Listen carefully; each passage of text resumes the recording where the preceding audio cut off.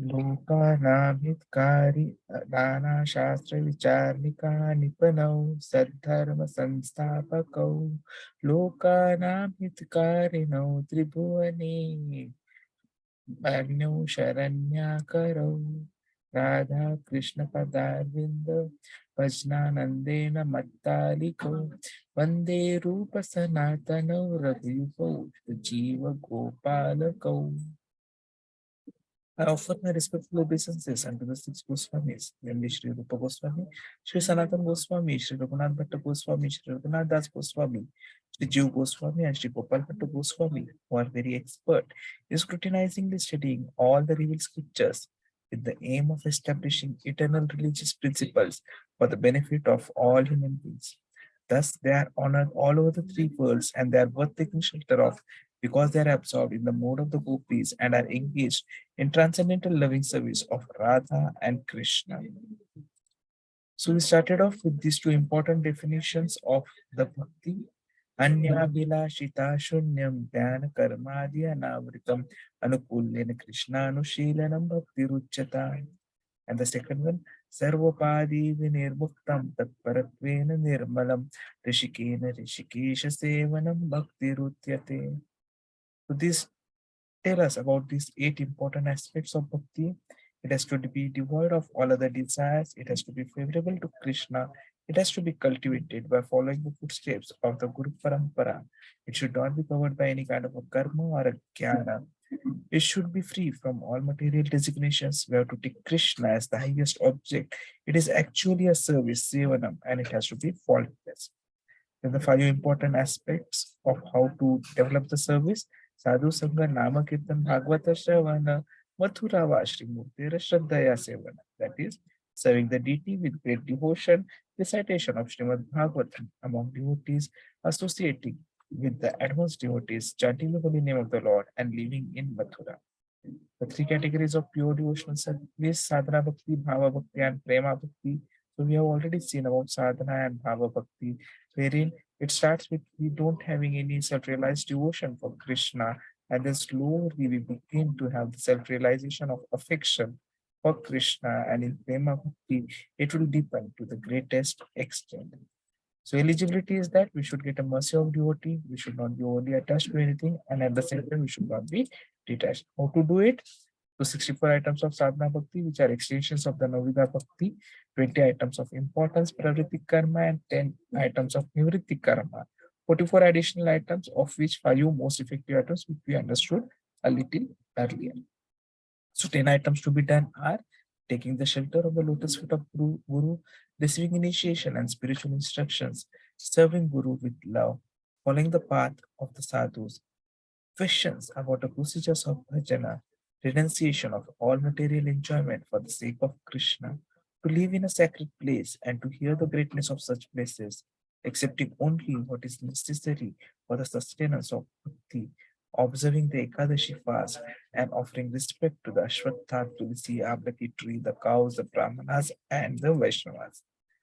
The activities which are to be avoided, it starts off by giving up the association of non-devotees, to give up the desire to make more disciples, to give up too many undertakings, renouncing the study of many scriptures in order to make novel explanations and arguments, giving up miserly behavior, giving up lamentation, anger, etc., giving up blasphemy and disrespect of other devtas, giving up harassment of other living entities, giving up all offenses in regard to Seva and Nama, and we should not tolerate blasphemy of Shri Guru, Shri Krishna, or the devotees.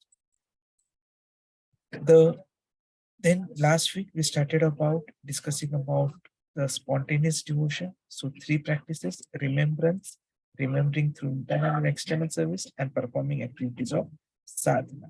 So ecstatic love or the prema bhava bhakti, which is mentioned in Chaitanya Charitamrita 23.5 shloka. Shuddha sattva visheshatma prema suryancha samayak bhaga ruchi bhi chittamashranya krida asau bhava uchyate. So when devotional service is executed on the transcendental platform of pure goodness, it is like a sunray of love for Krishna. At such a time, devotional service causes the heart to be softened by various states, and one is then situated in bhava or emotion. So what it means is that Lord's own devotional potency begins to descend into the devotee's heart. The heart becomes soft, and then the heart begins to manifest various tastes or spiritual desires. So bhava is a stage wherein Krishna sends the mercy into the heart of the devotee, and then our dormant love is awakened. So this is called as the Shuddha Sattva or the transcendental goodness. So it is something like energizing the dormant seed of prema, and then it is sprouting. So bhava is the beginning of prema. It is a dawn. So just like dawn is the first sign of a day, similarly bhava is the beginning of prema. So secondary characteristics we saw was softening of the heart. So basically, Bhava Bhakta's heart is extremely sensitive to any stimulus pertaining to Krishna. So anything in relation to Krishna, it will stir up powerful, deep emotions. And therefore, such devotees may be seen crying, shivering, just simply in ecstasy. Second is various taste or spiritual desires. So they those spiritual desires strongly develop after one has reached the bhava stage. An important aspect to remember is that it is a result of the sadhana. So actually, when we talk about the Vedic Bhakti or the regulative principles of devotional service, there are two divisions, namely the executive and the effective. So the effective part or the resultant part is called the bhava or ecstasy. Because sadhana is executive because we are doing certain practices, and bhava is the result of that practices. So in tantras, there is a statement that says that ecstasy is the first symptom of pure love for Krishna. And in that stage, one may be shedding tears or shouting. But remember that these may manifest occasionally and not always. So it's not that if you don't get these symptoms, you are not in bhakti. So we have the example of King Amrish. Amrish Maharaj was cursed by Durvasa. But then what did he do? He began to think of Krishna Charan. And so immediately tears were started falling from his lips. So it would be in the form of even shivering of the body. But after the ecstatic symptoms disappear, they are always there within the mind, and continuation of such ecstasy is called as samadhi. In this stage, then becomes our eligibility to understand the loving affairs with Krishna. So, how do we achieve the Bhava Bhakti? Definitely by ardent practice, wherein we have to do the sadhana. So, it could be through Vaidhi sadhana, as was exemplified by Narad Muni, or it could be through Raganuga sadhana, as exemplified by the devotee who danced all night. And the second aspect could be by mercy of Krishna or devotee. But then Prabhupada compares that this is something like getting an honorary degree, wherein you have not studied and still you are getting the degree. And it is very rare to achieve by mercy alone. Therefore, we should not be complacent and we should ardently practice sadhana to attract Krishna's mercy. That is very important. So, regarding the dancer, also we heard the story last week. So here it was explained by the commentaries that she wanted to raise herself to ecstatic platform, and so in that desire, she danced all night.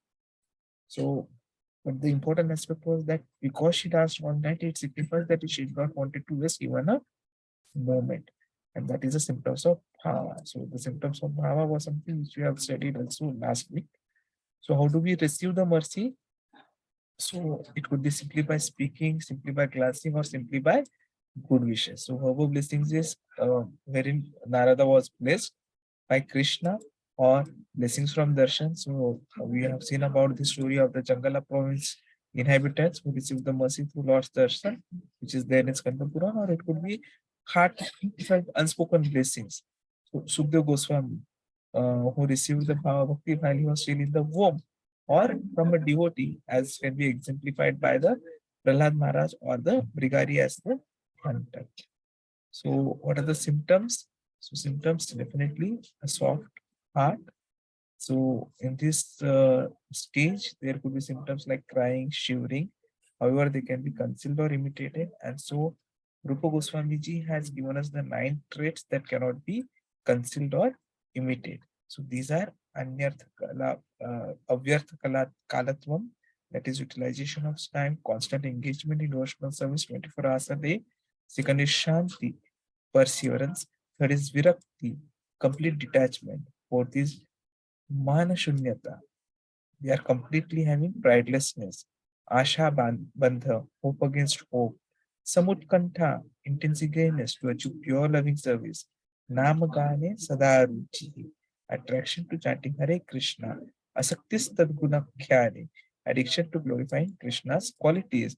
And Pritis Tadavasati Stale, attraction to living in Dhama.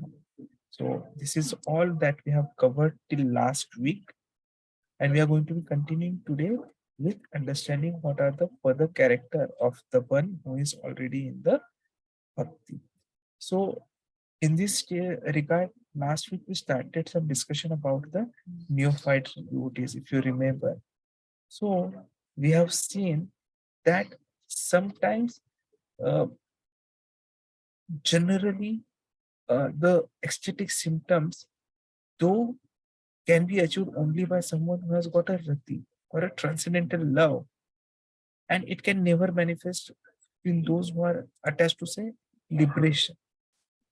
But when such symptoms appear in non-devotees, then we are calling them as Ratyabhasa, or a semblance of ecstatic love.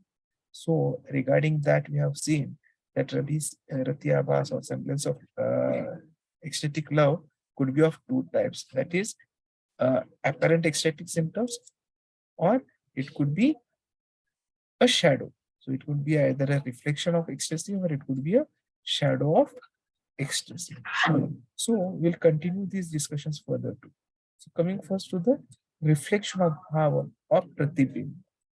So if you see the Nectar of Devotion, this chapter number 18, so here clearly Srila Rupa Goswami ji is documenting about this Prati-bimba Ratyabhasa. So at times people may be having impure motives, and then, though they are into devotional service with impure motives, they start experiencing the reflection of ecstasy. So that is what was defined as Pratibimba Ratyabhasa. But then their motives are not getting Krishna Prem. Their motives could be, say, liberation, or getting respect, or getting adoration, or maybe creating their own path and having a lot of devotees, a lot of disciples, etc., etc. So, when they engage in devotional activities in association of pure devotees, then at times these symptoms may appear in these persons. But the reason for that is that the pure devotees who are already there, who are in front of them, the love in their heart, the bhakti in their heart, what it does is it sets the outward shine, and it reflects. So the moment it is there, that comes in our heart, in the heart of these people, and that reflection then exhibits itself as ecstasy. And so it is called as Prati-bimba Ratyabhasa. So ideally, they don't have a bhava. So how do we understand it? So there are many examples which are given in this particular discussion. It's something like, uh, you want, if you come in front of a candlelight, so candlelight is the source which is giving the light. But then the moment it touches you, you'll find at times that, okay, it is reflecting. That light is falling upon you.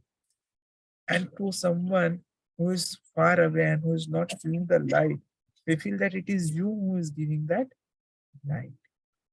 But the actual source of light is the candle in front. So similarly, here the actual source of light is or actual source of the bhava is these devotees, pure devotees who are in association with these people. And because of that, they have devotional service, they are bhava, which is coming out. It reflects on their heart, and then they experience such bhava. And the second part is about the shadow or the Chaya-bhava. So here also it is clearly mentioned that persons who execute devotional service out of social convention or just because of curiosity, they may also experience sometimes a Chaya-bhava. So that is what is the Chaya-raty-abhasa. Now here there are these are I'll say uh, episodic ecstasies which they get, like when they are attending kirtan, or when they are seeing a lot of festivities around, or when they are in association of saintly doing. So at times you will find that some new person who's coming to temple, and after coming to temple, all of a sudden we have this kirtan after the aarti, and this simply get engaged in it in such a way that they keep on rotating, dancing, fly here and there. So that is Chaya, because they are new, they are non-devotees, but still it reflects in them. But at times people join our Rathayatra festivities. So the moment they see Jagannath, Baldev, Subhadra, they simply feel that shivering in their body. Their heads are standing. Sometimes in few of them, the tears roll. As soon as the yatra is over, they are back to square. So these are episodic, kshanic symptoms which come. So basically, this para attachment is developing because they are associating with pure devotees, or at times because they are visiting holy places. Now, when ordinary person is developing such attachment for Krishna and he's doing some devotional activities in association of pure devotees, then even such persons can rise to the platform of pure devotional service, prema. So though it is a shadow, still it is useful. So it indirectly means is what is important is association. The transcendental attachment is so powerful that it can be manifested even in common man by association with pure devotees. And this can bring one to a perfectionist. And that is why when we discuss what is to be done nowadays, Prabhuji, how do we take our bhakti forward? 64 items are Bhagwan, 64, how do I do it? Navvida bhakti, oh, Navvida bhakti, how do I do it? What Prabhuji has done is he has made it simplified. He has just said ABCD. So it has started with A, and A stands for association. So association has multiple benefits. It first of all gives you the mercy of a devotee. Secondly, because he is a devotee, his bhava can reflect on us.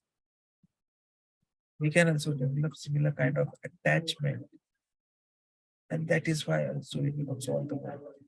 So this association is the first, foremost, most important aspect.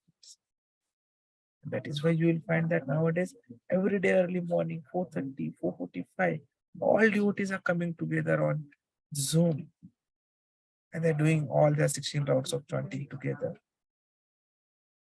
Those who are staying in same society, couple of families together, they come together in the garden or in one of the devotees' places in the hall, and they start doing the chanting. So association indirectly helps to both the persons who are together. And that is why Prabhupada ji has said that association is first and foremost aspect. But such kind of attachment cannot be invoked in a person without his being sufficiently blessed by the association of pure devotees. See, association of pure devotees is very, very important. That is why this statement in this chapter comes that attachment cannot be invoked without being blessed by association of pure devotees. So, persons who execute might experience this Chaya-raty-abhasa. Now, how do we understand these two things? Because both are Ratyabhasa. So here we are seeing that one is perceiving an object more clearly because of mirror than its shadow cast on the ground. Now, this is a symbol. So similarly, the reflective semblance, that is Prati-bimba, resembles bhava more intensely, just like an image reflected in a mirror. And the Chaya-abhasa is less vivid, more like a shadow on the ground with vague resemblance.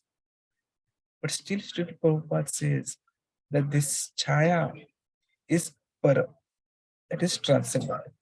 Because though it is less, the shadow attachment is better than reflective because there is no or lesser ulterior motive. And that is why you should not be trying to get into any pratibimba. Ideal is to have genuine, but it can start with chaya bhava. The question still comes, how do I get the genuine, or how do I move from this abhas to actual bhava? So then Prabhupada explains in this chapter further how to do it. Because even a semblance can begin one's taste and attraction for genuine Krishna consciousness. If we serve the devotees and accept their mercy, our Ratyabhas will transform to the bhava. But there is a risk here. If you offend the devotees, then the attraction will diminish and disappear and will not get the taste. And the worst offense here is impersonalism. So we have to avoid the impersonalism. So here it is described further that as attachment can be invoked by pure devotees, so similarly it can be extinguished by offenses committed to the pure devotees. So to be clear, what it means is that association can be aroused, but if it commits offenses, then it will be extinguished.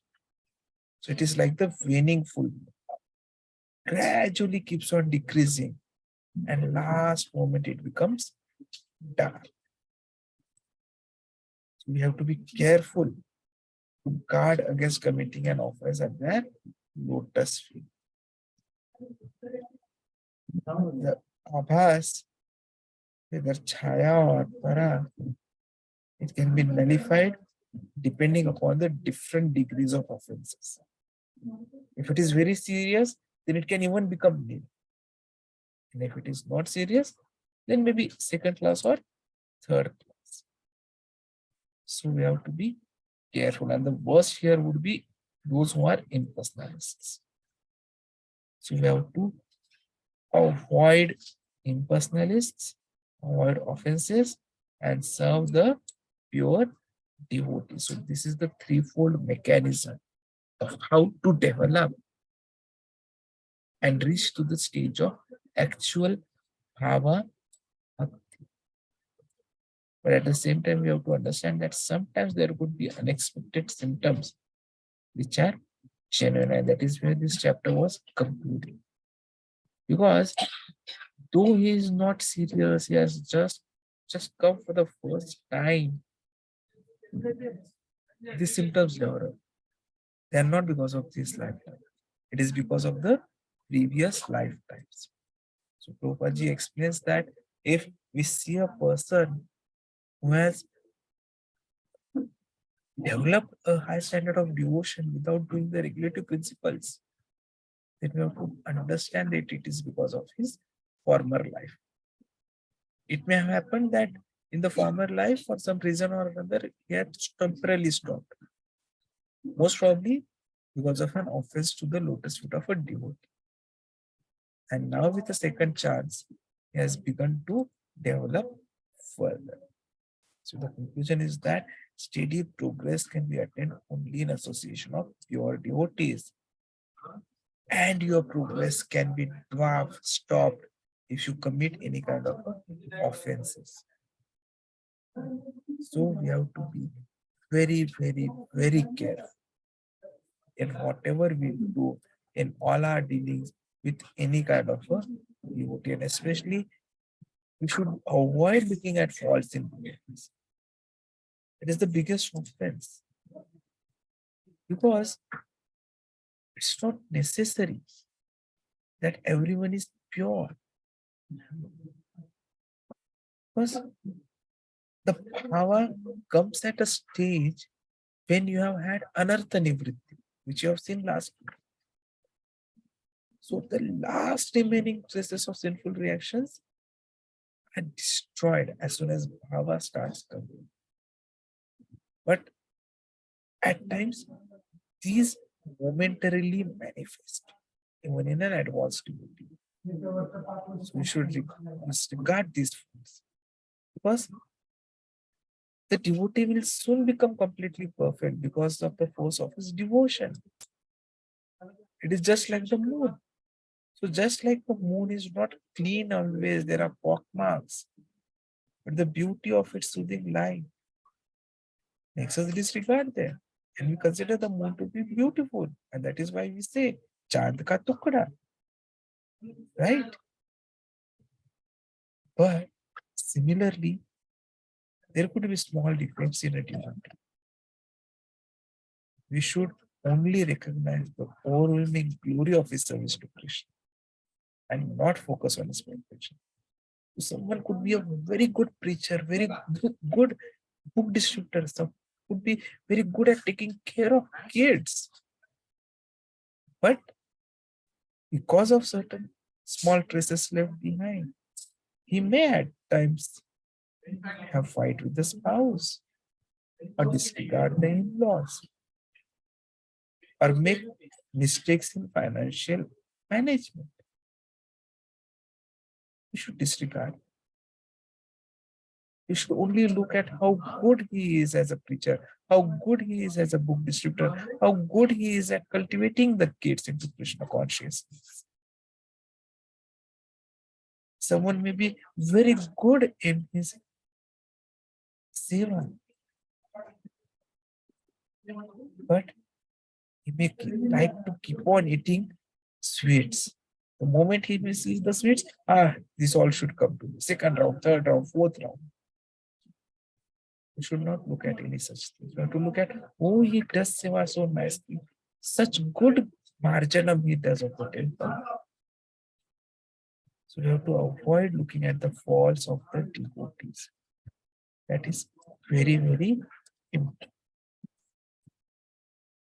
And now after bhava bhakti, we start understanding the prema bhakti. That is devotional service in pure love of God. So this is explained in the shloka from Chaitanya Charitamrita Madhya Leela. Samayan mashnita stanto mamatva ishyakitah bhavasa eva sandranatma buddha prema nigadyati. Subject means completely. Mashnita eva anta, which makes the heart soft. Anta is heart. Mamatva of a sense of ownership. Adishyamkita, marked with an abundance. Bhava, emotions, that, eva, certainly. Sandratma, whose nature is very condensed.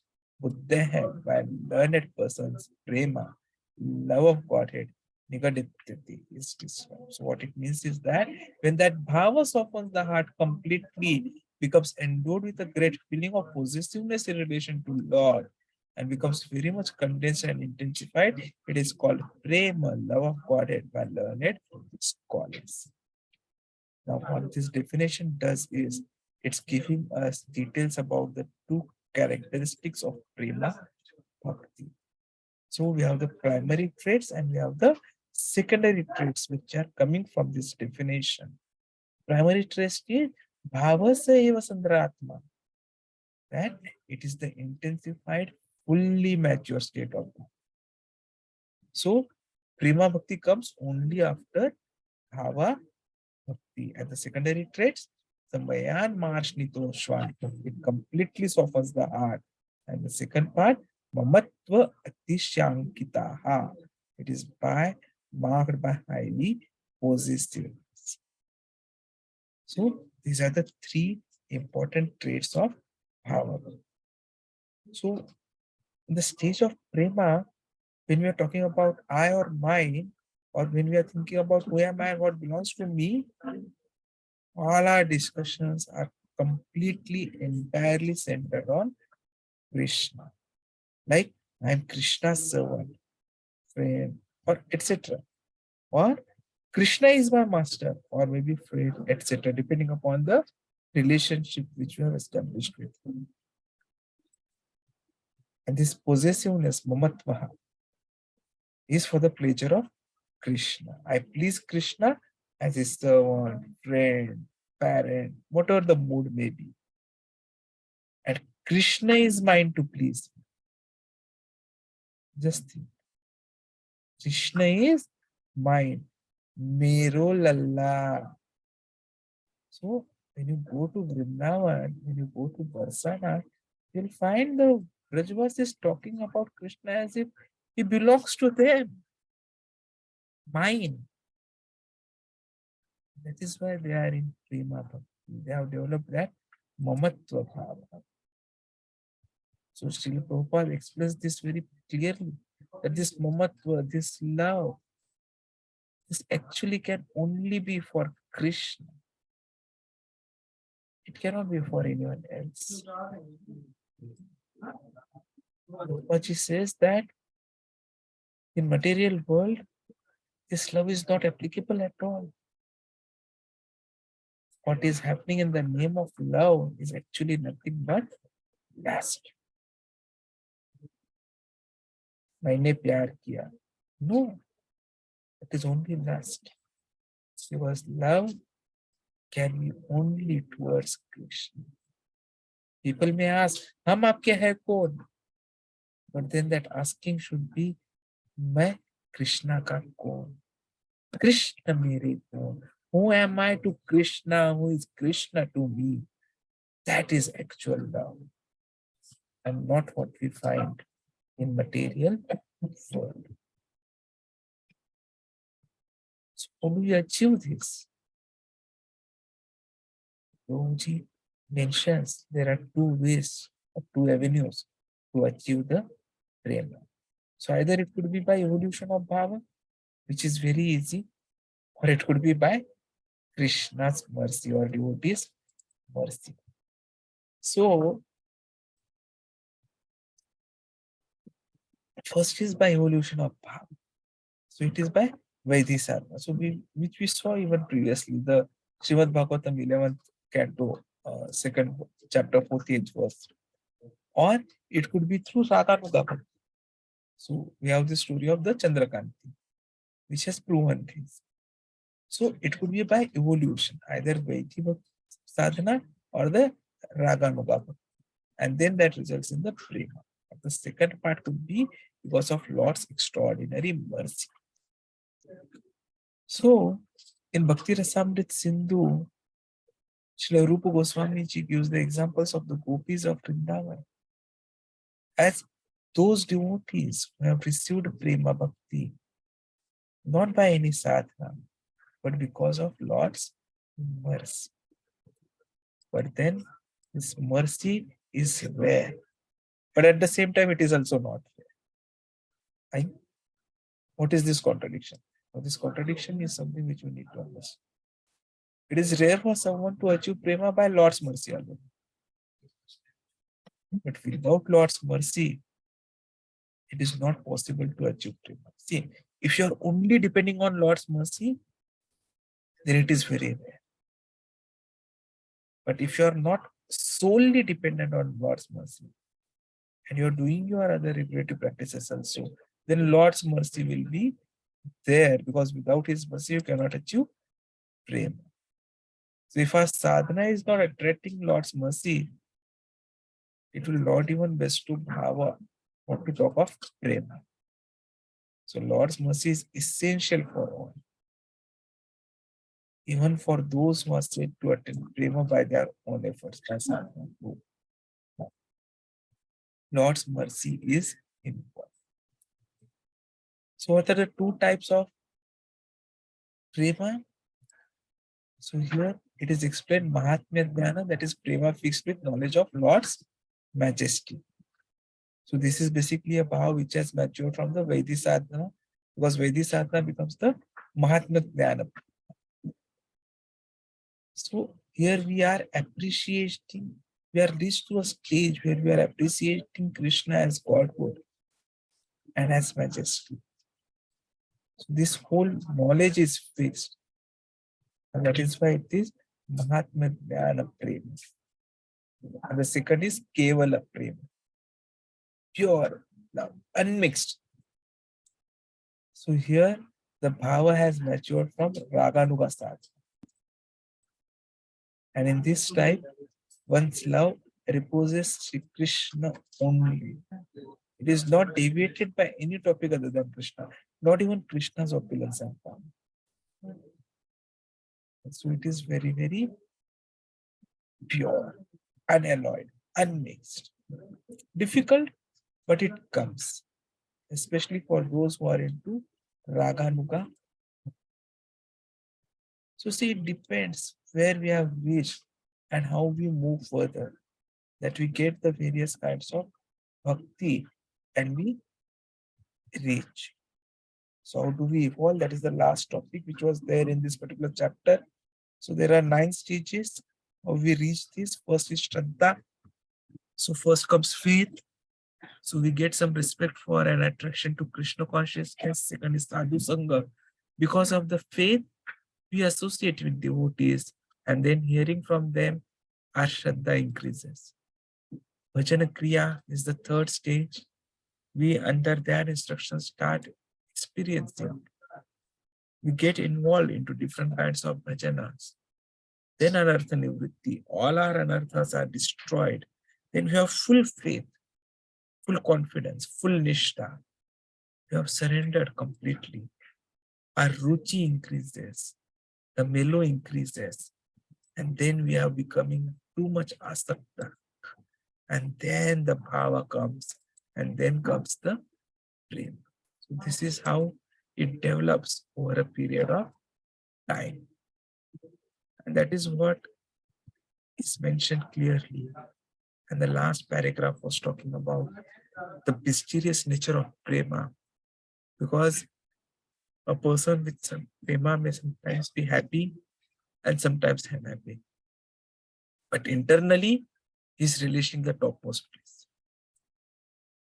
So it is difficult for ordinary persons with ordinary standards of success in terms of happiness and distress to appreciate the treasure of prema bhakti.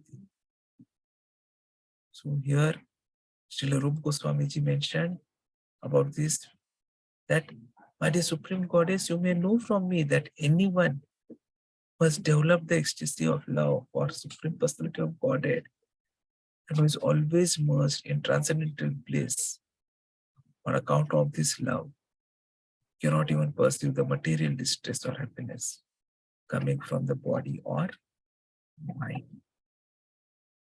So that has to be our objective, that we reach this stage of prema.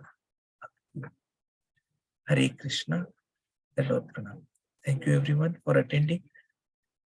So tomorrow, here since we are finishing the first, what I'll say, eastern side of the chapter, we'll tomorrow summarize few important shlokas which you have gone through. So tomorrow is going to be an important day where we'll actually recite these shlokas.